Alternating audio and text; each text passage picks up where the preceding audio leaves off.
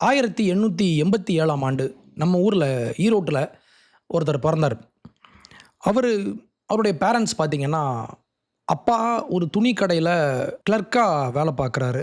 அம்மா இவங்க கோயிலில் போய் பாட்டு பாடுவாங்க. கோயிலில் போய் பாட்டு பாடி அதில் கிடைக்கிற அந்த சொற்ப வருமானம், இந்த 2 பேரும் வேலை பார்த்து ஒரு சின்ன பையனை வளர்க்குறாங்க. அவருடைய பெயர் ஸ்ரீனிவாச ராமானுஜன். இந்த ராமானுஜன், இவருடைய பெற்றோர் இவங்கெல்லாம் அதுக்கப்புறம் கிளம்பி கும்பகோணத்துக்கு போகிறாங்க. கும்பகோணத்தில் இவர் வளர்ந்து வந்த அந்த டைமில் கும்பகோணத்தில் உள்ள அரசு கல்லூரியில் இவருக்கு படிக்க வாய்ப்பு கிடைக்குது. ஸ்காலர்ஷிப் கொடுத்தாங்க. ஆனால் இவரால் உள்ளே என்டர் பண்ண முடியல. ஏன்னா இவர் மேத்தமெட்டிக்ஸ் தவிர மற்ற எல்லா பாடத்துலையுமே இவர் ஃபெயில். அடுத்து நம்ம சென்னையில் உள்ள பச்சைபாஸ் காலேஜுக்கு வராரு. அங்கேயுமே இதே பிரச்சனை தான். மேத்ஸ் தாண்டி வர எந்த பாடத்துலையும் இவருக்கு இன்ட்ரெஸ்ட் இல்லை. இப்படி இருக்கிற சூழ்நிலையில் 1912 அப்போ சென்னையில் உள்ள அந்த போர்ட்டில் இவர் கிளர்க்காக ஜாயின் பண்ணுறாரு. பெரிய பணக்கார வீட்டு பையனும் இல்லை, காலேஜில் ஒரு பெரிய படிப்பாளியும் இல்லை, அகாடமிக்காக பெரிய ஸ்காலரும் இல்லை. இதையும் தாண்டி மேத்தமெட்டிக்ஸில் இவருக்கு இன்ட்ரெஸ்ட் உண்டுன்னு நான் சொன்னேன். இன்ட்ரெஸ்ட் இருந்தால் மட்டும் போதாதுல்ல, அதில் நம்ம என்ன பண்ணணும், ட்ரைனிங்னு ஒன்று இருக்கணும். அகாடமிக் ட்ரைனிங் அப்படின்னு நம்ம சொல்லுவோம்ல. நீங்கள் ஒரு சப்ஜெக்டில் நீங்கள் இன்ட்ரெஸ்ட் இருக்கலாம், உங்களுக்கு கொஞ்சமாவது அதில் நாலேஜ் இருக்கலாம். ஆனால் அகாடமிக்காக நீங்கள் போகும்போது உங்களுக்கு ட்ரைனிங் இருக்கணும். ப்ராப்பராக நீங்கள் ட்ரெயின் ஆகியிருந்தால் மட்டும்தான் அகாடமியாக உங்களை முதல்ல சேர்ப்பாங்க. 1913 இவருக்கு வயசு 25. இந்த சின்ன வயசில் இவர் ஒரு சிம்பிளான ஒரு விஷயம் ஒன்று பண்ணுறார். அந்த டைமில் இவர் ஆக்ஸ்ஃபோர்ட்லேயும் இல்லை, கேம்பிரிட்ஜ்லேயும் இல்லை, இங்கே கும்பகோணத்தில் வளர்ந்து ஈரோட்டில் பிறந்து சென்னையில் கிளர்க்காக வேலை பார்த்துட்டு இருக்கிற ஒரு சின்ன பையன். இவருக்கு எளிமையான ஒரு விஷயம் ஒன்று பண்ணுறாரு. இவர் ஜிஹெச் ஹார்டி அப்படின்னு சொல்லப்படுற ஒரு மேத்தமெட்டிஷியனுக்கு ஒரு கடிதம் ஒன்று எழுதுறாரு. அந்த கடிதத்தில், நான் இந்த பேக்ரவுண்டு, என்னுடைய கம்யூனிட்டி இது, நான் பிராமின், நான் ரொம்ப ஏழை குடும்பத்திலேருந்து வந்தேன், நான் பிராமின் தான், என்னுடைய ஸ்டேட்டஸ் இப்படி, ஆனால் என்னுடைய குடும்பம் ரொம்ப ஒரு சின்ன குடும்பம், எங்கள் அம்மா கோயிலில் பாட்டு பாடுறாங்க, என்கிட்ட பெரிய வருமானம்லாம் இல்லை, நான் ரொம்ப ஏழையாக்கும் அப்படின்னு ஒரு பக்கம் ஒப்பாரியும் வைக்கல. இன்னொரு பக்கம், நான் உயர்ந்த ஜாதி, நான் பிராமின், நான் பாப்பான், இந்த ஊர் மொழியில் பாப்பான், அந்த மாதிரிலாம் இவர் எதுவும் சொல்லாமல் இவர் ப்ரெசன்ட் பண்ணதெல்லாம் ஒன்று தான். இது என்னுடைய மேத்தமெட்டிக்ஸ், இது என்னுடைய ஒரு சில ஃபார்முலா, இது என்னுடைய ஒரு சில சொல்யூஷன், இங்கே இருக்கிற ஒரு சில மேத்தமெட்டிக்கல் ப்ராப்ளம்க்கு நான் கொடுத்துருக்கிற என்னுடைய சொல்யூஷன் இது அப்படின்னு சிம்பிளாக இவருடைய எந்த ஒரு அடையாளத்தையும் காட்டாமல், இது என் பேர், நான் இங்கேருந்து எழுதுகிறேன், இது என்னுடைய மேத்தமெட்டிக்கல் சொல்யூஷன் அப்படின்னு சொல்லி இவர் ஒரு லெட்டர் ஒன்று எழுதினார். இதை ப்ரொஃபஸர் ஹார்டி பார்த்த உடனே இவர் ரொம்ப இம்ப்ரெஸ் ஆகிட்டார். யாருப்பா இது? நிறைய விஷயங்களுக்கு இப்போது நீங்கள் மேத்தமெட்டிக்ஸில் பார்த்தீங்கன்னா, நீங்கள் இங்கே இருக்கிற ஒரு சொல்யூஷனுக்கு நீங்கள் வந்து சேரணும்னா இதுக்குன்னு ஒரு சில ஸ்டெப்ஸ் இருக்குது. அந்த ஸ்டெப்ஸ் அங்கே கரெக்டாக இருக்கணும். இங்கேருந்து நீங்கள் இங்கே வரீங்கன்னா, இந்த சொல்யூஷனுக்கு வரீங்கன்னா இந்தந்த ஸ்டெப்ஸ்லாம் இருக்குதுன்னு நீங்கள் கிளியராக நீங்கள் சொல்லணுமா இல்லையா?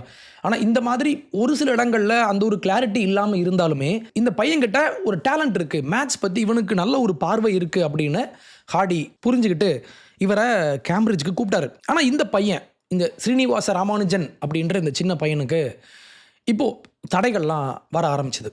பிராமின் குடும்பம், கடல் கடந்து இவங்க வெளிநாட்டுக்கு போகிறதுக்கு அம்மா அனுமதிக்கலை. அம்மா பெரிய பிரச்சனை பண்ணாங்க.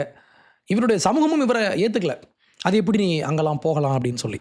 ஆனால் இது அத்தனையும் தாண்டி இவர் போகிறதுக்கு ஒத்துக்கிட்டாரு. அதுவுமே சும்மாலாம் நடக்கலை. இஹெச் நெவில் அப்படின்ற ஒரு ஸ்காலர் ஒருத்தர், ஹார்டியினுடைய கொலீக். இவர் என்ன பண்ணார், இவர் அந்த டைமில் சென்னைக்கு வந்தார். அப்போ இருந்த மெட்ராஸ்க்கு இவர் வேறு வேலையாக வந்தப்போ ஹார்டி இவர்கிட்ட சொல்லி விடுறார், இப்படி ஒரு பையன் இருக்கான், இவனை போய் நீ நேரில் பார்த்து இவனை இங்கே வர சொல்லு அப்படின்னு இவர் சொன்ன உடனே நெவிலும் இவரும் போய் மீட் பண்ணுறாங்க. நெவில் இவரை கன்வின்ஸ் பண்ண உடனே கடைசியாக ஏப்ரல் மாதம் 1914 இங்கேருந்து கிளம்பி இந்த சின்ன பையன் he goes to Cambridge. Okay, இப்போ கேம்பிரிட்ஜுக்கு வந்தாச்சு. ஒரு ப்ரெஸ்டீஜியஸான ஒரு பல்கலைக்கழகம். இங்கே படிக்கிறதுக்கு ஹார்டி கூட சேர்ந்து இவரை டியூட்டராக பெற்று இவர் கீழே படிக்கிறதுக்கான வாய்ப்பு கிடச்சிருச்சு. உடனே கேம்பிரிட்ஜ் இவரை அப்படியே ஒர்ஷிப் பண்ணி, ஒரு ஜீனியஸ் பாருங்கள், ஒரு மிகப்பெரிய ஜீனியஸ் அப்படின்னு சொல்லி கேம்பிரிட்ஜ் இவரை ஒர்ஷிப் பண்ணல. மாறாக கேம்பிரிட்ஜ் ராமானுஜன் பற்றி எழுதின ஒரு சின்ன ஒரு ஆர்டிக்கல் ஒன்று உண்டு. இது கேம்பிரிட்ஜினுடைய வெப்சைட்லேயே உண்டு. It was clear to Hardy that Ramanujan was totally exceptional. However, in spite of his amazing feats in mathematics, he lacked the basic tools of the trade of a professional mathematician. ஒரு professional mathematician கிட்ட இருக்க வேண்டிய அந்த பேசிக் tools. மேத்தமெட்டிக்ஸில் உங்களுக்கு knowledge இருக்குது, ஆனால் இதுக்குன்னு ஒரு சில மெத்தட்ஸ்லாம் உண்டு. Hardy knew that if Ramanujan was to fulfil his potential, he had to have a solid foundation in mathematics, at least as much as the best Cambridge graduates. Mathematics மேலே உங்களுக்கு இன்ட்ரெஸ்ட் இருக்குது, உங்களுக்கு ஒரு சில சொல்யூஷனும் கொடுக்க முடியும். ஆனால் மேத்தமெட்டிக்ஸ்க்குன்னு ஒரு சில மெத்தட்ஸ் இருக்குது. அந்த மெத்தட்ஸில் நீங்கள் இன்னும் மாஸ்டர் பண்ணல, நீங்கள் இன்னும் மாஸ்டர் ஆகலை. அப்போ இங்கே ஒருத்தர் இருக்காருன்னா இவருடைய டேலண்ட்டை கண்டுபிடிக்கிறது மட்டும் இல்லாமல் இந்த டேலண்ட்டை ஷார்ப்பன் பண்ணி இன்னும் ஷார்ப்பாக கொண்டு வந்து இவரை அங்கே உள்ள கிராஜுவேட்ஸ்க்கு லெவலுக்காவது நம்ம இவரை கொண்டு வரணும் அப்படின்னு இங்கே ஒருத்தர் முயற்சி பண்ணியிருக்காரு. எடுத்த உடனே இவர் காலில் விழுந்து யாரும் இவரை வணங்கலை. அப்போது நம்ம சொன்ன மாதிரி முக்கியமான பாயிண்ட், ஸ்ரீனிவாச ராமானுஜாவை பற்றி நம்ம படிக்கும்போது ஒன்று தெரிஞ்சுக்கணும். இந்த மனுஷன் இவருடைய எந்த ஒரு அடையாளத்தையும், நான் பிராமின் அப்படின்ற அந்த பெருமையவோ இல்லை நான் ரொம்ப ஏழை அப்படின்ற அந்த ஒரு அழுகாட்சி விஷயங்களையும் இவர் சொல்லலை. மாறாக இவர் யார் என்பதை யார் முடிவு செஞ்சான்னா இவருடைய மேத்தமெட்டிக்ஸ். இங்கே ஒரு பிளைண்ட் டெஸ்ட் ஒன்று நடந்துச்சு. What is the blind test? இந்த ராமானுஜனை ஹார்டி நேரில் பார்க்கல, நேரில் மீட் பண்ணல. இவர் யார், இவர் எந்த ஜாதி, இவர் எந்த கலர், எந்த கோத்திரம், எந்த ஊர், எதுவுமே தெரியாது. Accept he was from Tamil Nadu. அப்படி இருக்கும்போது இங்கு ராமானுஜன் யார், இவருடைய பேக்ரவுண்ட் என்ன அப்படின்ற அந்த ஒரு அடையாளம் இவருடைய திறமையை தீர்மானிக்கவில்லை. மாறாக இவருடைய அறிவு, இவருடைய திறமை தான் இவரை தீர்மானிச்சது அப்படின்ற முக்கியமான ஒரு பாயிண்ட் இருக்கா. அடுத்து இப்போது let's come to 2023.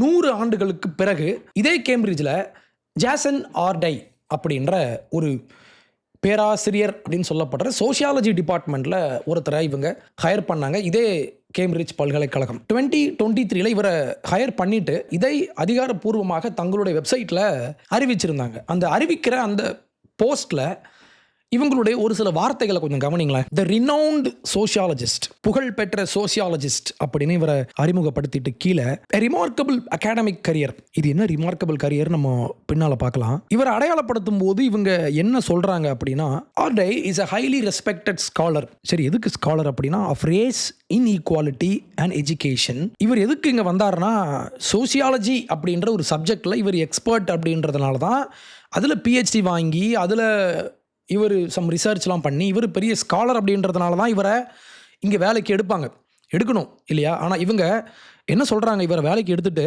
Is a scholar of race inequality and education with a particular interest in improving the representation of black, Asian and minority ethnic people in higher education. இவருடைய இன்ட்ரெஸ்ட் எங்கேயா பிளாக்கையும் ஏஷியனையும் இங்கே represent பண்ணப்படாத அந்த ethnic பீப்புளும் படிப்பில் இவங்க represent ஆகணும் அப்படின்றதுனால இதான் இவருடைய interest. At 37 he will be the youngest black person. A platform he intends to use. இந்த பிளாட்ஃபார்மை பயன்படுத்தி இவர் என்ன செய்ய போறாராம் அப்படின்னா, என்ன செய்யணும் ஆக்சுவலி சோஷியாலஜி அப்படின்ற இந்த ஒரு சப்ஜெக்டை நம்ம எப்படி அட்வான்ஸ் பண்ண முடியும். 1200களில் ஆரம்பிக்கப்பட்ட தான் கேம்பிரிட்ஜ் பல்கலைக்கழகம். கிட்டத்தட்ட 800 ஆண்டுகளுக்கு மேல் தொடர்ந்து இயங்கி கொண்டிருக்கிற உலகின் மிக முக்கியமான பல அறிவாளிகளை உருவாக்கிய Newton, Stephen Hawking, Alan Turing, Darwin, இந்த மாதிரி பெரிய பெரிய ஆட்களை எல்லாம் உருவாக்கிய ஒரு பல்கலைக்கழகம். இந்த பல்கலைக்கழகத்தில் சோஷியாலஜி டிபார்ட்மெண்ட்டில் நீங்கள் இங்கே ஒருத்தர் ப்ரொஃபஸராக நீங்கள் கொண்டு வந்து வைக்கிறீங்கன்னா இவருடைய வேலை இந்த சோஷியாலஜி அப்படின்ற சப்ஜெக்டை கொஞ்சமாவது அட்வான்ஸ் பண்ணி இதில் பல ஆராய்ச்சிகளை செஞ்சு இதில் பல ஸ்காலர்ஸை உருவாக்குறது தான் ஒரு ப்ரொஃபஸருடைய வேலையாக இருக்கணும். இவங்க சொல்கிறாங்க இவருடைய நோக்கம் என்ன, இந்த பிளாட்ஃபார்மை பயன்படுத்தி நம்ம ஐயா என்ன செய்ய போறாராம் அப்படின்னா, he intends to use to inspire more people from underrepresented backgrounds into higher education. underrepresented இவங்களுக்கு வாய்ப்பளிக்கவில்லை, வாய்ப்பு மறுக்கப்பட்ட, நீங்கள் இதெல்லாம் கொஞ்சம் கேட்டுக்கோங்க. வாய்ப்பு மறுக்கப்பட்ட இவர்களுக்கான வாய்ப்புகளை உருவாக்கி இவர்களை இன்ஸ்பயர் பண்ணுறதுக்காக இவர் இங்கே வராராம். உன்னுடைய வேலை என்ன, ஆனால் நீ என்ன செய்ய போகிறதாக உன்னை ஹையர் பண்ண பல்கலைக்கழகம் சொல்கிறாங்க அப்படின்னா, அடையாள அரசியல், நான் பிளாக், நான் தலித், நான் ஒடுக்கப்பட்டவன் அப்படின்ற அந்த ஒடுக்கப்பட்டவன் இது உன்னுடைய அடையாளமா, இல்லை நீ படித்து பிஹெச்டி வாங்கி நீ இவ்வளோ யங் ஏஜில் நீ உள்ள வரைய இது முக்கியமா? நான் ஒர்க் பண்ணுற ஃபீல்டில் நான் ஒரு அச்சீவ்மெண்ட் பண்ணுறது எனக்கு முக்கியமா? என்னுடைய பொசிஷனை பயன்படுத்தி அண்டர் ரெப்ரசன்டட் அப்படின்ற மக்களுக்காக நான் போராடுறேன் அப்படின்னு நீ ஒரு போராளியாக உள்ள வர்றது முக்கியமா அப்படின்னு இந்த கேள்வி முக்கியம். அப்போ மெரிட் என்ன சொல்லும் அப்படின்னா, எக்ஸலன்ஸ். நம்ம அடிக்கடி பேசுகிற மாதிரி தான் எக்ஸலன்ஸ் அப்படின்ற விஷயம். இது எங்கேருந்து வருது? இது எனக்கு முக்கியம் இல்லை. ஹார்டி சொன்னார், எனக்கு இவர் எந்த ஊர், இவர் பிராமினா இல்லையா, இவர் ஒடுக்கப்பட்டாரா இல்லையா, இல்லை இவர் ப்ரிவிலேஜா இல்லையா, பணம் இருக்குதா இல்லையா, இவர் ஏழையா பணக்காரனா, இவர் மற்றவனை போய் ஒடுக்குனாரா நசுக்குனாரா, இந்த மாதிரி எந்த ஒரு விஷயமும் இல்லை. எனக்கு தேவை, ஐ வாண்ட் எக்ஸலன்ஸ்.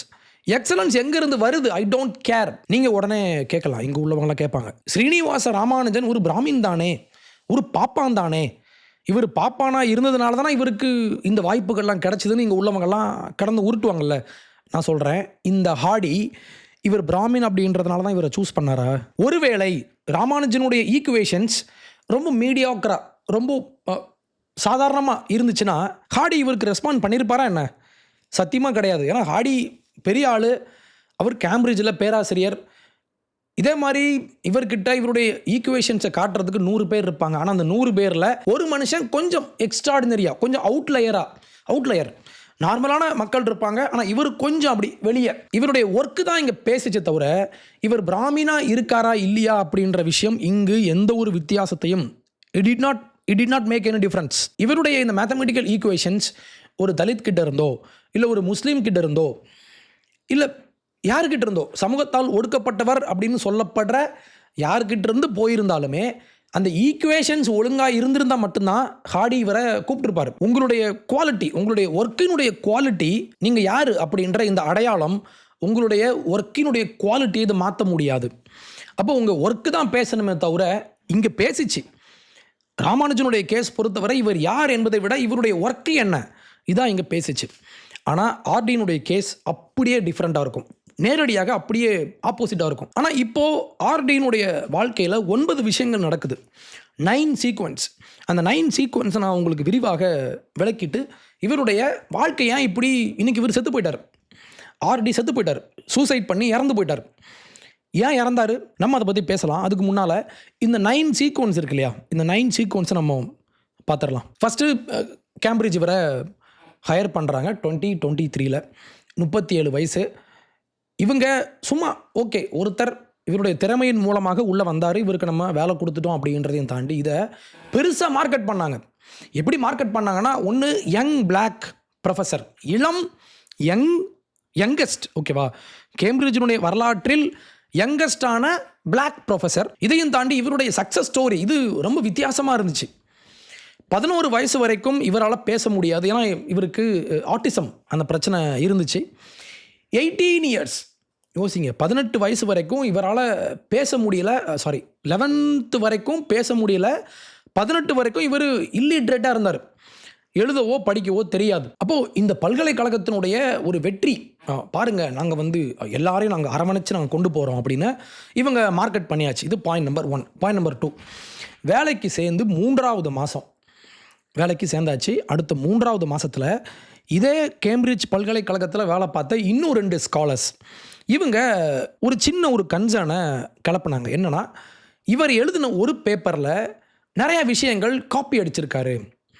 நீங்கள் ஒரு பேப்பர் ஒன்று போடுறீங்கன்னா, ஒரு அகாடமிக் பேப்பர் நீங்கள் ஒன்று பண்ணுறீங்கன்னா, இட் ஷுட் பி ஒரிஜினல். ஏன்னா ஒரிஜினல் ரிசர்ச் தான் அந்த ஃபீல்டை கொஞ்சமாவது அட்வான்ஸ் பண்ணும். இன்னொருத்தன் எழுதி வச்சதை நான் காப்பி அடித்து வைப்பேன் அப்படின்னா உங்களுக்கு நாங்கள் ஸ்காலராக போடணும் அப்படின்ற ஒரு கேள்வி இருக்குது. சரி, இந்த மாதிரி ஒரு பிரச்சனையை இவங்க கொண்டு வந்தாங்க. ஆனால் இவங்களுமே பப்ளிக்கில் போயிட்டு பாருங்கள் அப்படின்னு சொல்லி சோஷியல் மீடியா போஸ்ட்லாம் ஒன்றும் எழுதலை. கேம்பிரிட்ஜ் பல்கலைக்கழகத்தினுடைய அந்த சோஷியாலஜி டிபார்ட்மெண்ட்டில் உள்ள ஹெச்ஓடி, ஓகே, இவங்க அதை சேர்ன்னு சொல்லுவாங்க, அவருக்கு இவங்க ஒரு இமெயில் ஒன்று பண்ணுறாங்க. வேறு யாருக்கும் எந்த ஒரு தகவலும் வெளியே சொல்லவில்லை.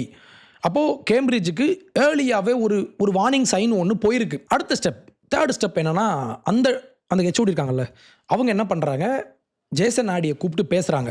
இந்த மாதிரி உங்களை பற்றி ஒரு சின்ன ஒரு கம்ப்ளைண்ட் ஒன்று வந்திருக்கு அப்படின்னு கேட்டு விசாரித்தா, அந்த டிஸ்கஷன்லேயே இவங்க என்ன பேச்சுவார்த்தை, அதில் என்ன பேச்செலாம் நடந்திருக்கு அப்படின்னா, டைரக்டாவோ இன்டைரக்டாவோ எனக்கு ரேசிசம் நடந்துகிட்டு இருக்கு, என்னை வந்து நான் பிளாக் அப்படின்றதுனால என்னை வந்து ஒடுக்குறாங்க அப்படின்னு இவர் அப்பயே ஆரம்பிச்சாச்சு 3வது மாதத்துலேயே. இதே டிஸ்கஷனில் எனக்கு உடம்பு சரியில்லை, எனக்கு கொஞ்சம் ஹெல்த் இஷ்யூஸ் இருக்குது அப்படின்னு சொல்லி இதையும் இவர் பேசியிருக்காரு. ஓகே, அப்போது உங்களுடைய அகாடமிக் குவாலிஃபிகேஷன் பற்றி, உங்களுடைய ஒர்க்கு பற்றி ஒரு கம்ப்ளைண்ட் இல்லை ஒரு கேள்வி கேட்டால் அந்த ஒர்க்கை பற்றி பேசாமல் இனவெறி வழக்கமான அந்த விக்டிம் கார்டு இருக்கு இல்லையா, அதை இவர் தூக்கிட்டு அப்படியே திரிஞ்சிருக்காரு. ஒரு அகாடமிக் ஸ்டாண்டர்ட் சம்மந்தப்பட்ட ஒரு கேள்வியில் சம்மந்தமே இல்லாமல் ரேஸ் அப்படின்ற ஒரு கான்செப்டை உள்ளே கொண்டு வந்து அப்பயே சொருகியாச்சு. அடுத்து 4வது ஸ்டெப். இந்த ஸ்டெப்பில் இவர் டேவிட் ஹாரிஸ் இருக்கார் இல்லையா, அதான் அந்த ஒரிஜினலாக அந்த கேம்பிரிட்ஜுக்கு ஃபஸ்ட் டைம் இமெயில் பண்ண அந்த 2 ஸ்காலர்ஸில் ஒரு ஸ்காலர் டேவிட் ஹாரிஸ். இவர் என்ன பண்ணுறாரு, இவர் சாட்டிஸ்ஃபை ஆகலை, சம்திங் இஸ் ராங் அப்படின்னு இவர் புரிஞ்சுக்கிட்டு இவர் என்ன சொல்கிறாரு, இந்த ஒரு பேப்பர் மட்டும் இல்லாமல் இவர் எழுதின PhD டிசர்டேஷன் அந்த பேப்பரை எடுத்துக்கோங்க, இதையும் தாண்டி இவர் வேறு ஜேர்னல்ஸில் பேப்பர்லாம் போட்டிருப்பார் இல்லையா, நம்ம இதையும் பார்க்கலாம் அப்படின்னு ஒரு கேள்வி ஒன்று இவர் கேட்டார். He just pushed back. ஆனால் இப்போ கூட இந்த கேம்பிரிட்ஜ் பல்கலைக்கழகம் இவர் சொன்ன இந்த இமெயிலுக்கு இவங்க ரிப்ளையே பண்ணல. அடுத்த 5வது ஸ்டெப்பாக இப்போ என்ன ஆச்சுன்னா, இவருடைய பேப்பரை பப்ளிஷ் பண்ண வேற ஒரு சில அகாடமிக் ஜேர்னல்ஸ் என்ன பண்ணாங்க, இந்த பேப்பர்ஸில் பிரச்சனை இருக்குது அப்படின்றத இவங்களும் கண்டுபிடிச்சி இவர் எழுதின மற்ற ஒர்க்ஸில் உள்ள ஒரு சில பிரச்சனைகளை இவங்க ஹைலைட் பண்ணி அதில் ஒரு சில எரர்ஸ்லாம் இருக்குன்னு இவங்க கண்டுபிடிச்சாங்க. அப்போ இங்கே 3 விஷயம் நடந்திருக்கு. 3 மாதத்துலேயே ஒரு வார்னிங் ஒன்று போயிருக்கு. அதுக்கப்புறம் இதை நம்ம ரிவ்யூ பண்ணணும், மற்ற ப்ராட் ஒர்க்ஸையும் நம்ம பார்க்கலாம் அப்படின்னு சொல்லி இன்னொரு இவங்க பேசியிருக்காங்க. இதையும் கேட்கல. 3வதாக ஜேர்னல்ஸ், வெளியே இருந்து வந்த ஜேர்னல்ஸும் இண்டிபெண்ட்டாக இவங்க வெரிஃபை பண்ணி இங்கே பிரச்சனை உண்டுன்றதை இவங்களுமே சொல்லியாச்சு. அப்போ 3 விஷயம் இங்கே நடந்திருக்கு. இப்படி இருக்கும்போது 6th ஸ்டெப்பு, போன வருஷம் செப்டம்பர் மாதம் டைம்ஸ் ஹையர் எஜுகேஷன் அப்படின்ற ஒரு பத்திரிகை, இந்த பத்திரிகையினுடைய வேலையே என்னென்னா அகாடமிக்கலான பல விஷயங்களை இவங்க அதுக்காக டெடிகேட் பண்ணப்பட்ட ஒரு மேகசின். இந்த மேகசின் என்ன பண்ணாங்க, இவங்க ஜாக் க்ரோவ் அப்படின்னு சொல்லப்படுற இவங்களுடைய ஒரு ஜேர்னலிஸ்ட் ஜேசன் ஆடியினுடைய டாக்டரல் தீசிஸை நீ போயிட்டு அனலைஸ் பண்ணிட்டு வாங்க அப்படின்னு சொல்லி இவரை அனுப்புனாங்க. இவர் அதை வாங்கி பார்த்தா அதில் நிறைய பிரச்சனையை இவர் கண்டுபிடிச்சார். இன்னொருத்தருடைய ஒர்க்கை அப்படியே காப்பி பண்ணி நிறைய பேருடைய ஒர்க்கை அப்படியே வார்த்தை மாறாமல் அப்படியே இவர் காப்பி அடித்து வச்சுருந்துருக்கார். இவர் என்ன பண்ணார், ஜேக் க்ரோவ் 60 பக்கத்துக்கு ஃபஸ்ட்டு ஒரு இமெயில் பண்ணாங்க அந்த 2 பேர் சேர்ந்து. இவர் 60 பக்கத்துக்கு ஒரு டாக்குமெண்ட் ஒன்று ரெடி பண்ணி இதையும் தாண்டி இன்னொரு பல்கலைக்கழகத்தில் உள்ள இன்னொரு பேராசிரியரை இவர் கூப்பிட்டு, இவர் யாருன்னு சொல்ல, ஓகே இந்த ஜேசன் ஆடி யார், இவர் பிளாக்கா ஒயிட்டா கருப்பா சிவப்பா, இவருடைய வயசு எதுவுமே தெரில, எதுவுமே சொல்லாமல் பிளைண்டாக இப்படி ஒரு பேப்பர் இருக்குது இதை எடுத்து பாருங்கள் அப்படின்னு சொல்லி இவர்கிட்ட ரிவ்யூ பண்ண கொடுத்தா அவர் சொன்னார் இந்த வார்த்தை முக்கியம், எக்ஸ்டென்சிவ்லி பிளாஜரைஸ்ட். இஷ்டத்துக்கு மானாவாரியாக நிறைய இடங்கள்ல இவர் பிளாஜரைஸ் பண்ணி வச்சுருக்காரு, இன்னொருத்தருடைய ஒர்க்கை இவர் காப்பி அடித்து வச்சுருக்காருன்னு அந்த ப்ரொஃபஸரும் இதை உறுதிப்படுத்தினார். இந்த ப்ரொஃபஸர் இவர் கருப்பு அதனால நான் இவனை காலி பண்ணுறேன் பாரு அப்படின்னு சொல்லி எந்த ஒரு மோட்டிவ்லாம் இல்லை, பிளைண்டாக இவங்க செக் பண்ணி பார்த்தப்பே இவருக்கு தெரிஞ்சிருச்சு. அடுத்து 7வது ஸ்டெப். இதெல்லாம் நீங்கள் படிச்சிங்கன்னா உங்களால் நம்பவே முடியாது. ஏன்னா ஒரு கேம்பிரிட்ஜ் மாதிரியான ஒரு பல்கலைக்கழகம் 2023 ஒரு கேஸ் ஒன்று வருது. இந்த கேஸை இவங்க இதுக்கு ரெஸ்பாண்ட் பண்ணல. 25 இது கொஞ்சம் சீரியஸாக மாறும்போது இதுக்கு எப்படி இவங்க ரியாக்ட் பண்ணுறாங்கன்னு பாருங்கள். இது முக்கியம், இந்த வார்த்தை முக்கியம். இவங்க இப்போ என்ன பண்ணுறாங்க, கேம்பிரிட்ஜில் உள்ளவங்கெல்லாம் சேர்ந்து ஒரு லெட்டர் ஒன்று எழுதுகிறாங்க. இந்த லெட்டரில் இவங்க என்ன சொல்கிறாங்கன்னு பாருங்களேன். The integrity of higher education is at risk if you do not take a stand and speak out against the systematic attempts to erase black scholarship. கருப்பின மக்களுக்கு எதிரான, கருப்பு மக்களுடைய ஸ்காலர்ஷிப்புக்கு எதிரான இவங்களுடைய ஸ்காலர்ஷிப்பை அளிக்கும்படியாக இங்கு திட்டமிட்டு சிஸ்டமேட்டிக்காக நிறையா முயற்சிகள்லாம் இங்கே நடக்குது. இந்த முயற்சிகளுக்கு எதிராக நாம் பேச வேண்டும். யோசிச்சு பாருங்க, இவங்க வச்ச அலிகேஷன் என்ன, வச்ச குற்றச்சாட்டு என்ன, 60 பக்கத்துக்கு இங்கிறதெல்லாம் இவர் தூக்கியிருக்காரு. சிம்பிளாக நீங்கள் பண்ணலாம்ல. ஆமாங்க, இது இவர் தான் உருவாக்கியதாக, தான் ரிசர்ச் பண்ணி எழுதியதாக சொல்லப்படுகிற இந்த டிசர்டேஷன், இதை வச்சுக்கோங்க. இவர் எங்கேருந்து காப்பி அடித்தாருன்னு கேளுங்க, இவங்க கொடுப்பாங்க, இதை கம்பேர் பண்ணுங்கள், முடிஞ்சிருச்சு. அதை கூட பண்ணலை. இவங்க என்ன பண்ணுறாங்க, ஸ்ட்ரைட்டாக கருப்பின மக்களுக்கு எதிராக இங்கு ஒரு சதி ஒன்று நடக்குது. கான்ட்ரவர்சி எப்படி ஆரம்பிச்சது அப்படின்னா, இந்த ப்ரொஃபஸர் இவர் பிளாஜரைஸ் பண்ணாரா இல்லையா, காப்பி அடிச்சாரா இல்லையா அப்படின்றதான் பிரச்சனை. ஆனால் அந்த பிரச்சனையை இதை இப்போ பாரஞ்சித் மாதிரியான வேற எவனாவது பேசியிருந்தா கூட நம்ம கண்டுக்காமல் போயிருக்கலாம். ஆனால் அந்த பல்கலைக்கழகம் அவங்க சொல்கிறாங்க இது பிளாக் ஸ்காலர்ஷிப்பை அளிக்கிறதுக்கான சிஸ்டமேட்டிக்கான நடவடிக்கையில் இதுவும் ஒன்று. ஒரு திருட்டு பையன் இவன் திருட்டுத்தனமாக ஒரு வேலை செஞ்சுருக்கான் அப்படின்னு ஒரு குற்றச்சாட்டு வந்தால், இல்லைங்க இவர் தலித்துங்க அதனால தான் இவர் மேலே குற்றச்சாட்டு சொல்கிறாங்க.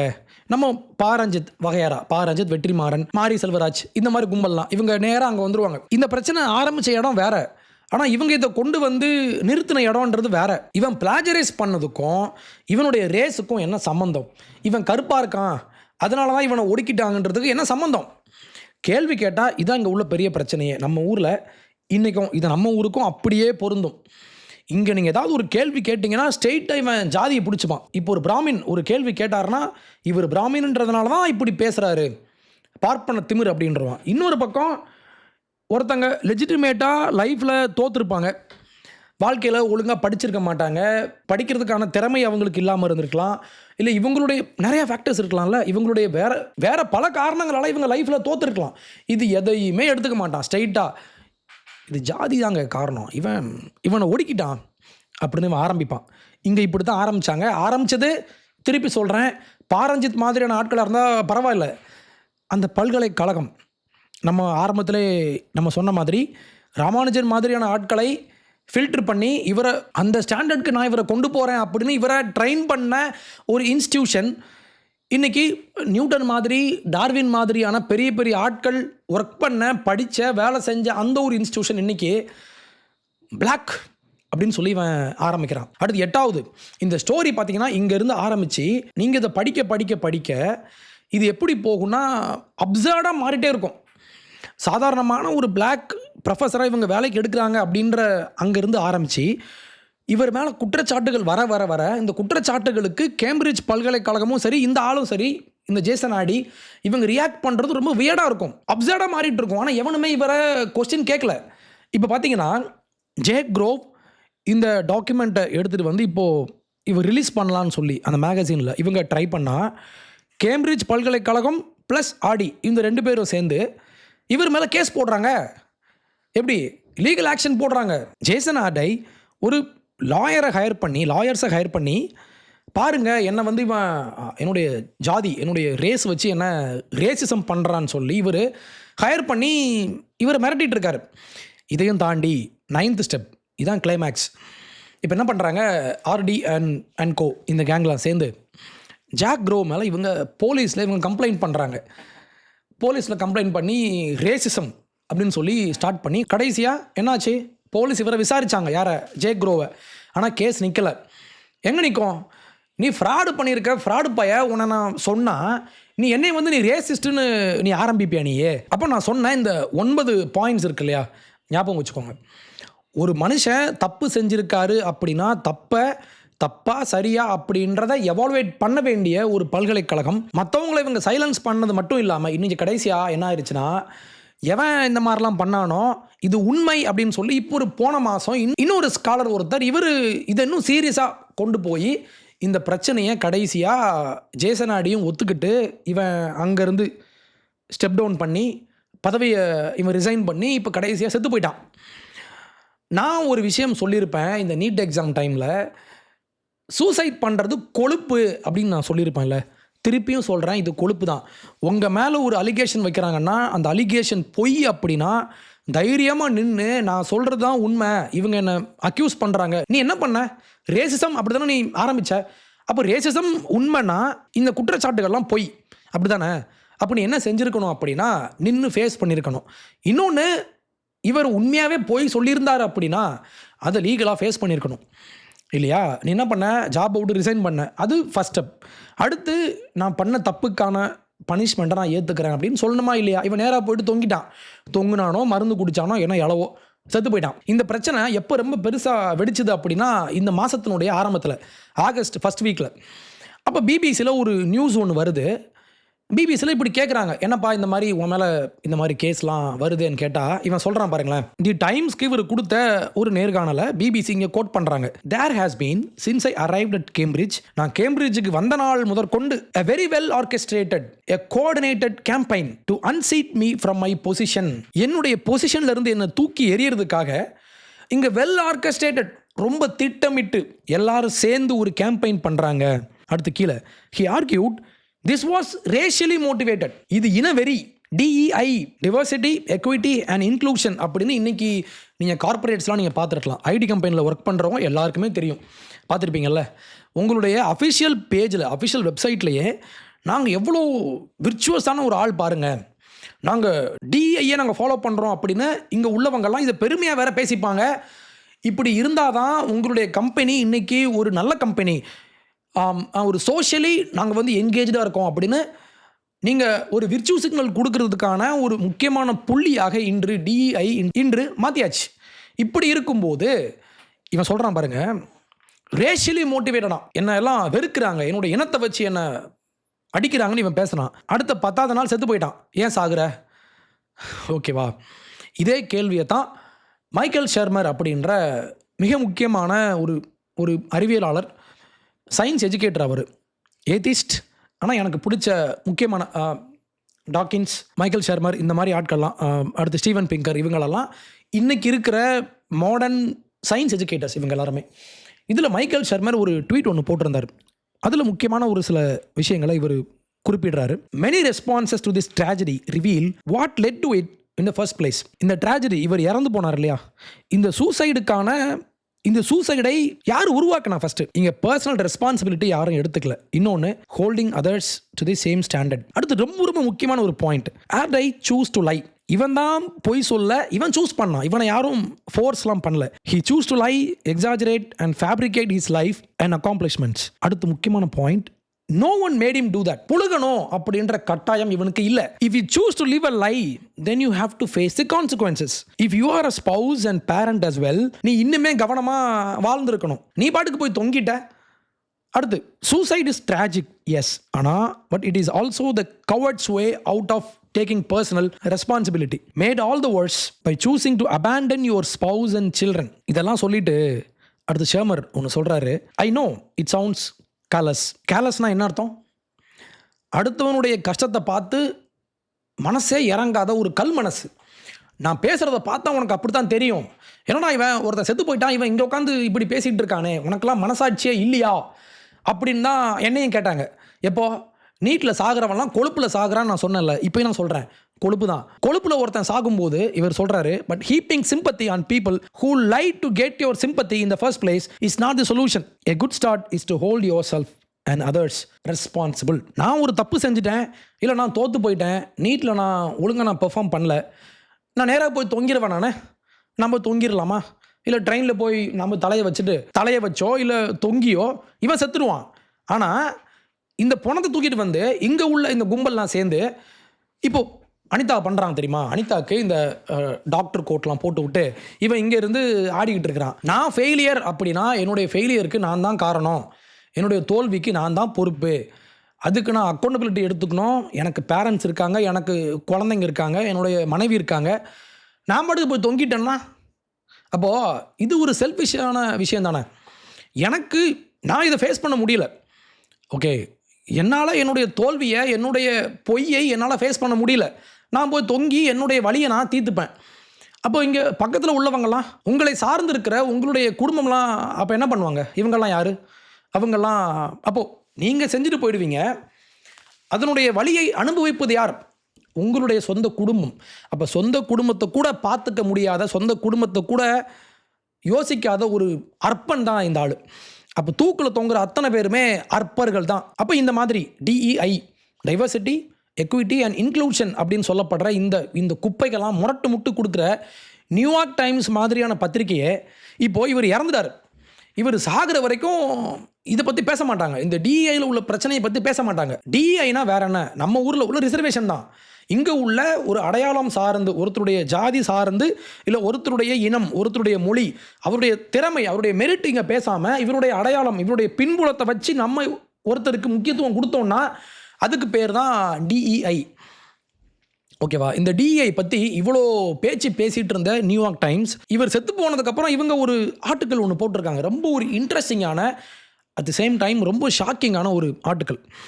இந்த முழு ஆர்டிக்கலையும் நிறைய பாயிண்ட்ஸ் நான் உங்களுக்கு எடுத்து வச்சுருக்கேன். நம்ம இதை பேசி முடிச்சிடலாம். Race and hiring. ஒருத்தருடைய ரேஸை வச்சு, இவர் எந்த இனம் அப்படின்றத வச்சு நம்ம ஹையர் பண்ணுறதன் மூலமாக நடந்த விளைவுகள்லாம் என்ன அப்படின்றத பற்றி நியூயார்க் டைம்ஸ் எழுதி வச்சுருக்காங்க. ஃபஸ்ட்டு வரி பாருங்களேன். முதல் வரி, when Cambridge university interviewed Jason Ardai for one of the most prestigious sociology positions in the world, he was underqualified by the school's own standards. இந்த பல்கலைக்கழகத்தினுடைய அந்த ஸ்டாண்டர்டில் பார்த்தாலுமே இவர் யார்? Under qualified. இந்த பல்கலைக்கழகத்தில் நீங்கள் ப்ரொஃபஸராக மாறணும் அப்படின்னா கேம்பிரிட்ஜினுடைய ரெக்குயர்மெண்ட்ஸை நியூயார்க் டைம்ஸ் படிச்சிருக்காங்க. படிச்சுட்டு இவங்க சொல்கிறாங்க, an outstanding research record of international stature. ஒரு இன்டர்நேஷ்னல் லெவலில் உங்களுடைய குவாலிட்டி, உங்களுடைய ரிசர்ச் குவாலிட்டி அப்படி இருக்கணும். அடுத்து இன்னொன்று, ப்ரூவன் சக்ஸஸ்ஃபுல் ட்ராக் ரெக்கார்ட் இருக்குதா இல்லையா? எதுலனா PhD மாணவர்களை நீங்கள் சூப்பர்வைஸ் பண்ணியிருக்கணும். இதில் உங்களுக்கு ஒரு ட்ராக் ரெக்கார்ட், ஒரு நல்ல ஒரு வெற்றிகரமான ட்ராக் ரெக்கார்ட் இருக்கணும். ஆனால் இங்கே பாருங்கள், ஆர்டேனுடைய ட்ராக் ரெக்கார்டு எப்படின்னா bounced from one university to the next. இவனுடைய வேலையை என்னென்னா, இப்போது ஐடி கம்பெனிஸ்லாம் ஒர்க் பண்ணுறப்போ அங்கே என்ன பண்ணுவாங்க, இப்போது நீங்கள் ஒரு கம்பெனியில் வந்து ஒர்க் பண்ணுறீங்கன்னா ஒரு 3 வருஷம் 4 வருஷம் அங்கேயே நீங்கள் ஒர்க் பண்ணிங்கன்னு வைங்களேன், சேல்ரி வந்து அவ்வளோவா கிடைக்காது. என்ன போடுவாங்க? ஒரு 10% போடுவாங்க, 15% மேக்ஸிமம். ஆனால் நீங்கள் ஒவ்வொரு வருஷமும் கம்பெனி நீங்கள் ஜம்ப் பண்ணிங்க அப்படின்னா, இங்கேருந்து இங்கே 1 இயர் வேலை பார்க்குறீங்க, வேலை பார்த்துட்டு நெக்ஸ்ட்டு வேறு கம்பெனிக்கு நீங்கள் போனீங்கன்னா உங்களுக்கு 30% கொடுப்பாங்க மினிமம். ஓகேவா? இது ஐடியினுடைய ஒரு ஸ்டாண்டர்ட். அப்போது அதிகமான எனக்கு சம்பளம் வேணுன்றதுனால ஜம்ப் பண்ணுவாங்க. 5 வருஷத்தில் 5 கம்பெனி இப்படி ஜம்ப் பண்ணுற குரூப்ஸ்லாம் உண்டு. ஆனால் இப்படி ஜம்ப் பண்ணும்போது என்ன ஆகும் அப்படின்னா, ஒரு கார்ப்பரேட் கல்ச்சர்னால் என்ன, ஒரு கம்பெனியில் நீங்கள் ஒர்க் பண்ணுறீங்கன்னா it's not only for salary இல்லையா? சேலரியும் தாண்டி அந்த நீங்கள் இப்போது இது ஒரு சர்வீஸ் கம்பெனி இல்லை ஒரு ப்ராடக்ட்ஸ் பண்ணுறீங்க அப்படின்னா இதுக்குள்ளே நீங்கள் வரணும். உங்களுடைய கான்ட்ரிபியூஷனை நீங்கள் பெட்டராக நீங்கள் கொடுக்கணுன்னா, உங்களுடைய டேலண்ட்டை நீங்கள் இன்னுமே நீங்கள் ஷார்ப்பன் பண்ணணும் அப்படின்னா நீங்கள் ஒரு கம்பெனியில் நீங்கள் ஒழுங்காக நிற்கணும். ஆனால் அப்படி பண்ண மாட்டாங்க. அதே மாதிரி தான் இந்த ஆளும் பண்ணியிருக்காரு. இங்கேருந்து அங்கேருந்து இங்கே. இதெல்லாம் ரொம்ப ஒரு ஒஸ்ட்டு சைன் அப்படின்னு இப்போ வந்து சொல்கிறாங்க நியூயார்க் டைம்ஸ். அடுத்து 3rd பேராகிராஃப் படிக்கும்போது நெஞ்சே அடைச்சிருச்சு. Cambridge hired him anyway. ஏன் ஹையர் பண்ணாங்களாம் அப்படின்னா, at a time when the school was under pressure to diversify. பல்கலைக்கழகத்துக்கு இப்போ ஒரு ப்ரெஷர் ஒன்று இருந்துச்சு. எப்படியாவது நீங்கள் வந்து உங்கள் பல்கலைக்கழகத்தில் ஒர்க் பண்ணுற அத்தனை பேருமே வெள்ளையாக இருக்கான், இப்படி பண்ணக்கூடாது, நீங்கள் என்ன பண்ணுங்கள், எல்லாம் பிளாக்கை ஃபுல்லாக உள்ளே கொண்டு வாங்க அப்படின்ற ப்ரெஷர். என்ன ப்ரெஷர் நம்ம பின்னால் பார்க்கலாம். அப்போ தான் நம்ம பார்த்துருப்போம் 2020 இந்த பிளாக் லைவ்ஸ் மேட்டர் அப்படின்ற ஒரு மாஃபியா கும்பல்லாம் சேர்ந்துக்கிட்டு இவனுங்கெல்லாம் தீ வச்சு கொளுத்திட்டு இருந்தாங்க, பார்த்துருப்பீங்க. அந்த கொளுத்துற கும்பல்லாம் சேர்ந்துக்கிட்டு அகாடமியில் போயிட்டு எங்களுக்கெல்லாம் ஸ்காலர்ஷிப்லாம் முக்கியம் இல்லை, எங்களுக்கெல்லாம் படிப்புலாம் முக்கியம் இல்லை, நாங்கள் பிளாக் எங்களை உள்ளே கொண்டு வா அப்படின்னு இவங்கெல்லாம் கும்பலாக கூச்சல் போட்டிருந்தாங்க. இந்த கூச்சலுக்கெல்லாம் அகாடமியாக பயந்து போய் இவங்க டைவர்சிஃபை பண்ணாங்கன்னு நியூயார்க் டைம்ஸ் சொல்கிறாங்க. Giving him a platform at one of the world's elite universities. எதுக்குன்னா, நான் அப்போ சொன்ன மாதிரி இது கல்வியை கொஞ்சமாவது ஒரு ஸ்டெப் முன்னால் கொண்டு போகிறதுக்கோ, அந்த டிபார்ட்மெண்ட்டில் ஒழுங்கான ஒரு ரிசர்ச்சை கொண்டு வரதுக்கோ இல்லை, மாறாக டு சாம்பியன் அகாடமிக் டைவர்சிட்டி. அகாடமியில் நாங்கள் டைவர்சிட்டியை கொண்டு வரோம் அப்படின்ற அந்த ஒரு நோக்கத்துக்காக மட்டுமே உருவாக்கப்பட்ட, அதுக்காகவே செதுக்கப்பட்ட ஒரு ஆள் தான் இந்த ஜேசன் ஆர்டை அப்படின்றவர். In addition to passing over more experienced candidates for the job. இந்த ஜாபுக்கு வந்து இன்டர்வியூ பண்ணுறப்போ இவரோட எக்ஸ்பீரியன்ஸான ஆட்கள் இருந்தும் அவங்கள ஹையர் பண்ணாமல், இதுக்கு பேர் தான் இங்கே உள்ள இந்த அடையாள அரசியல்.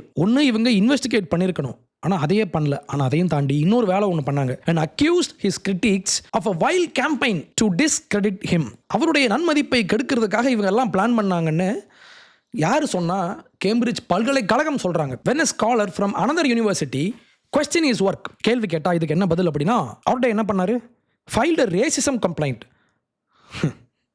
ரேசிசம் கம்ப்ளைண்ட்டா? அப்போ எந்த ஒரு செக்ஸுமே பண்ணாமல் நீங்கள் ஒருத்தரை ஹையர் பண்ணுறீங்கன்னா வெறுமனே இவருடைய ஸ்கின் கலரை மட்டும் வச்சு, இவர் யார், ஒரு பிளாக் அப்படின்ற அந்த ஒரு காரணத்தினால மட்டுமே இவரை சூஸ் பண்ணதுனால தான் இன்றைக்கி இவ்வளோ பெரிய பிரச்சனை வந்திருக்கு. ஓகே, இப்போ டைவர்சிஃபை பண்ணணும்.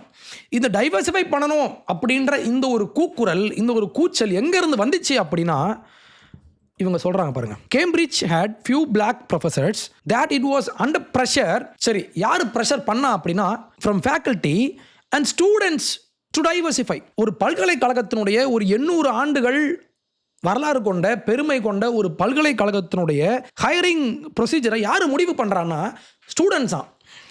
இப்போ நான் ஒரு 10 பேரை சேர்த்துக்கிட்டு வந்து நான் இங்கேருந்து கூச்சல் போடுறேன் அப்படின்னா என்னுடைய கூச்சலுக்கு இந்த பல்கலைக்கழகம் ரெஸ்பாண்ட் பண்ணுமா? நான் ஒரு வெட்டிப்பைய, நான் வெட்டியாக உட்காந்துக்கிட்டு பல்கலைக்கழகம் என்ன செய்யணும், யாரை சூஸ் பண்ணணும் அப்படின்ற அந்த முடிவை மாணவர்கள் சொன்னானா இதனால் இவங்க கேட்டாங்களாம். இது என்ன மாதிரியான ஒரு விஷயம் நீங்கள் யோசிச்சு பாருங்களேன். அப்போது இங்கே ஆக்டிவிசம் பண்ணுறவன் இங்கேருந்து ரோட்டில் நின்று இப்போ இந்த சிஜேபி மாதிரியான பொறுக்கிகள்லாம் சேர்ந்து கூச்சல் போட்டாங்கன்னா இந்த கூச்சல் இது என்ன கூச்சல்? யாரை ஹையர் பண்ணணும், எந்த குவாலிட்டி வேணும் அப்படின்றத முடிவு பண்ணுறது யார்? ஸ்டூடெண்ட்ஸா. இப்படி இருந்தால் விளங்குமா? இதுக்கு தான் நான் சொல்கிறேன், இந்த ஆக்டிவிசம் பண்ணுறவனை அடித்து விரட்டுங்கன்னு நான் சொல்கிறேன். இந்த ஆக்டிவிசம் பண்ணுறவன் இவனுக்கு ஒரு நோக்கம் இருக்கும். உன் நோக்கம் கேடுகட்ட ஒரு நோக்கமாக இருந்தால் இந்த நோக்கத்தை கேள்வி கேட்டு உனக்கு ஒன்றும் தெரியாது ஓரமாக போய் உட்கார்றா அப்படின்னு சொல்கிறதுக்கான துணிச்சல் இங்கே உள்ள இன்ஸ்டிடியூஷன்ஸ்க்கு வேணும் இல்லையா? ஏன்னா அப்போ என்ன ஆயிரும் அப்படின்னா, எவன் சவுண்டாக கத்துறானோ இல்லை எவன் ஆக்டிவிசம் ரொம்ப லவுடாக பண்ணுறானோ இவன் சொல்கிறது தான் உண்மை, இவனுடைய விஷயங்கள் தான் இங்கு சட்டமாக கொண்டு வரப்படும் என்றால் அப்போ அந்த பல்கலைக்கழகத்தில் உள்ள ஹையரிங் கமிட்டி அவங்க யார்? அவங்களாம் பிஹெச்டி முடித்து பெரிய ஸ்காலர்ஷிப்லாம் வச்சுருப்பாங்க. அவங்ககிட்ட இல்லாத ஒரு தகுதி இவனுக்கு இலவசமாக ஒருத்தன் கத்துறான் அப்படின்றதுனால இவனுக்கு இங்கு கொடுக்கப்படுகிறது. அப்போ ஒரு பல்கலைக்கழகத்தினுடைய ஹையரிங் பாலிசியை யார் இன்ஃப்ளூயன்ஸ் பண்ணுறான்னு பாருங்களேன், மாணவர்கள். இவன் யாருன்னா இந்த பல்கலைக்கழகத்தில் படிக்க வந்த ஒரு பார்ட்டிசிபெண்ட். ஆனால் ஒரு பல்கலைக்கழகத்தில் ப்ரொஃபஸராக வேலை பார்க்குறதுக்கான அந்த ஒரு ஸ்காலர்லி த்ரெஷோல்டுன்னு நம்ம சொல்லலாமா? அந்த லிமிட் என்ன, அந்த குவாலிஃபிகேஷன் என்ன அப்படின்றத யார் முடிவு பண்ணோம்? இவன் முடிவு பண்ணுவான். இவன் இந்த யூனிவர்சிட்டிக்கு வெளியே நின்று இந்த பேனரை பிடிச்சிட்டு நிற்பான். இதே கும்பல் தான் இந்த ஓசி பாலஸ்தீனுக்காக இங்கேருந்து உருண்டுட்டு இருந்த கும்பலும் இதே கும்பல் தான். அப்போ நீங்கள் யோசிச்சு பாருங்கள், இஸ்ரேல் பற்றி உனக்கு ஒரு இளவும் தெரியாது, இந்த வார் பற்றி உனக்கு ஒரு இளவும் தெரியாது, இந்த வரலாறு இத்தனை ஆண்டு வரலாறு பற்றி உனக்கு ஒன்றுமே தெரியாது, நீ நின்று பேனரை பிடிச்சி நீ கத்துவ. ஓகே, அது ஒரு எக்ஸாம்பிள். இதே மாதிரி ஒரு ஜாபுக்கான ஸ்காலர்லி டேலண்ட்னா என்ன, ஸ்காலர்லி ஸ்கில்ஸ்னால் என்ன, அகாடமிக் குவாலிஃபிகேஷன்னா என்ன, இந்த மாதிரி எதையுமே தெரியாமல் இவன் இங்கேருந்து கூச்சல் போட்டான் அப்படின்னா இந்த கூச்சலுக்கு பணிந்து எந்த ஒரு கேள்வியும் கேட்காம ஒருத்தருடைய கலரை வச்சு மட்டும் இவரை சூஸ் பண்ணதுனால தான் இன்றைக்கி கேம்பிரிட்ஜ் பல்கலைக்கழகம் இன்றைக்கி அசிங்கப்பட்டு நிற்கிறாங்க. இது நம்ம ஊருக்கும் 100% பொருந்தும். நீங்கள் யோசிச்சு பாருங்கள், இன்னொரு 20 years கழிச்சு நம்மளுடைய பிள்ளைகள் படிக்க போகிற பல்கலைக்கழகத்தில் உக்காந்துருக்கிறவங்களாம் யார்? யோசிச்சு பாருங்கள், இவன் எப்படி உள்ளே வந்தான்? முதல்ல படித்து வந்தானா இல்லை இப்படி இடையில உள்ள புகுந்து வந்தானான்னு யாருக்கு தெரியும்? அப்போ இந்த முடிவுகளையெல்லாம் யார் எடுக்கிறா? இந்த முடிவுகளையெல்லாம் இங்கேருந்து சோஷியல் ஆக்டிவிசம் பண்ணுவான் தெரியுமா? இங்கே உட்காந்து போஸ்ட் போட்டுருப்பான், இல்லை இங்கேருந்து பேனரை பிடிச்சிட்டு இங்கேருந்து கத்திட்டு இருப்பான். இந்த கூச்சல் போடுற கும்பல் தான். இதைத்தான் நானும் சொன்னேன். இந்த சிஜேபி ப்ரோட்டஸ்ட்டில் அமைச்சர் இவர் ரிசைன் பண்ணார் இல்லையா? நான் சொன்ன விஷயம் என்ன, 4 பேர் கூச்சல் போடுறான்னா அமைச்சருடைய குவாலிஃபிகேஷனை வெரிஃபை பண்ணி அமைச்சர் தப்பு பண்ணியிருக்காரா, இல்லை இந்த குற்றத்திற்கான காரணம் என்ன அப்படின்னு எந்த ஒரு மதிப்பீடும் செய்யாமல் வெறுமனே இவன் கத்தலாம் அப்படின்றதுனால அரசு இவனுக்கு பணிஞ்சு போனது எனக்கு பிடிக்கல. ஏன் பிடிக்கலன்னா, இப்படி நீங்கள் ஆரம்பிச்சிங்கன்னா நாளைக்கு எவன் சவுண்டாக கத்துறானோ அவனுக்கு தான் நம்ம பணிஞ்சு போகிற மாதிரி இவன் என்னுடைய குவாலிட்டியை யார் தீர்மானிப்பான்னா குவாலிட்டிக்கான ஆட்கள் தான் தீர்மானிக்கணும். இவன் யார் என்ன தீர்மானிக்கிறது அப்படின்னு ஒரு கேள்வி இருக்கா? அப்போ இங்குள்ள வீட்டோ பவர் யாருக்கிட்ட இருக்குது? அப்போ இன்றைக்கி கேம்பிரிட்ஜில் எங்கேயோ நடந்த ஒரு சம்பவம் இது இன்றைக்கி நமக்கு ரெலவெண்ட்டாக இருக்குது. நம்ம ஊரில் உள்ள ஒவ்வொரு ஆஸ்பெக்டையும் பாருங்களேன். இந்த ப்ராட்டஸ்ட் கல்ச்சர் அகாடமியில் எனக்கு குவாலிட்டி முக்கியம் இல்லை, எனக்கு அடையாளம் தான் முக்கியம், தலித் ரெப்ரசன்டேஷன் அப்படின்னு சொல்லி இவங்கெல்லாம் கிளம்பி வருவாங்க.